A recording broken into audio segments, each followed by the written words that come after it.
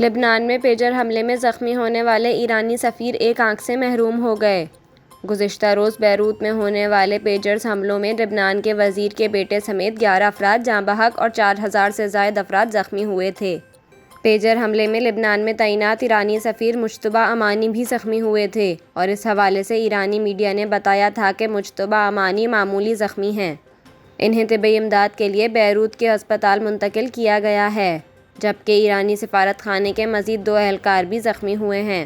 اب امریکی اخبار کی رپورٹ میں بتایا گیا ہے کہ پیجر حملے میں زخمی ہونے والے ایرانی سفیر مجتبیٰ امانی ایک آنکھ سے محروم ہو گئے ہیں، جبکہ ایرانی سفیر کی دوسری آنکھ بھی شدید متاثر ہوئی ہے۔ امریکی اخبار کی رپورٹ میں کہا گیا ہے کہ ایرانی سفیر کو علاج کے لیے تہران منتقل کیا جائے گا۔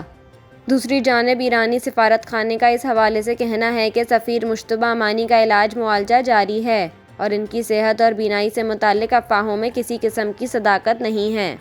غیر ملکی میڈیا کے مطابق پیجر حملے میں بڑی تعداد میں حزب اللہ ممبران کی آنکھیں ضائع ہوئی ہیں۔